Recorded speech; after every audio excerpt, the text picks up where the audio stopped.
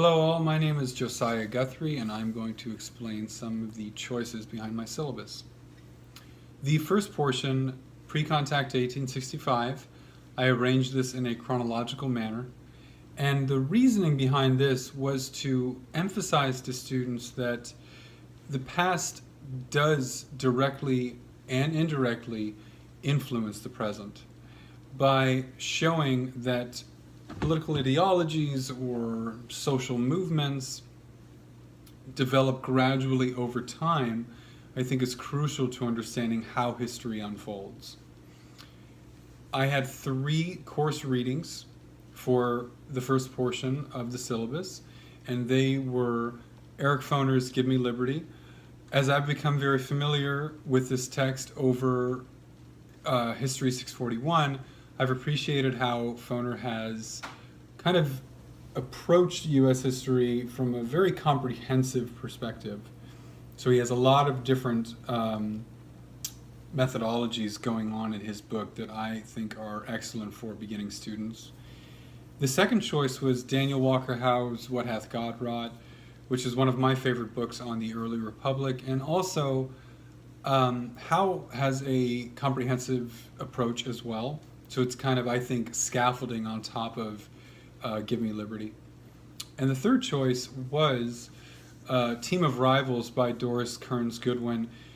Now, although Team of Rivals is largely about Lincoln, Goodwin includes a lot of great information about the antebellum South and the discord that had been developing for years between the two regions of the North and South. In addition to the 3 course readings, I also included a wide array of supplemental readings to provide different perspectives for students. Some of those were Ways of the World, which is usually assigned to global studies courses. I included this because I really appreciate the interesting perspective it has on pre-contact indigenous societies. Another supplemental reading was American Lion by John Meacham, which focuses on the presidency of Andrew Jackson. I feel that this is a crucial moment in the presidency of the U.S. because Jackson changed so much as far as our popular images of what a president should be, how a president should act. So for me, it's very interesting. Another reading was The Earth Shall Weep, which is about the American Indian experience.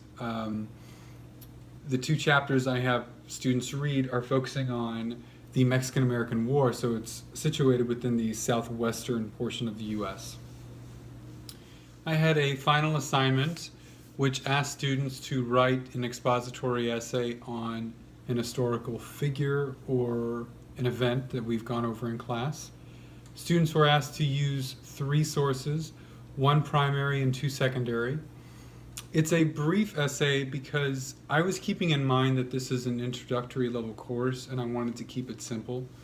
The word count is 2,500 words and it's in Chicago style formatting, but the piece about 2 secondary sources, I am hoping that this emphasis will kind of prepare students for their future history courses where they are comparatively analyzing what different historians say about the same historical topic. For the second portion of the syllabus, 1865 to the present, I also arranged that chronologically to emphasize the same ideas about building on historical context.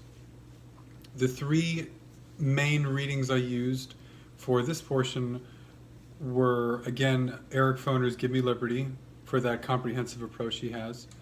The second was Daniel Borston's The Americans, the Democratic Experience.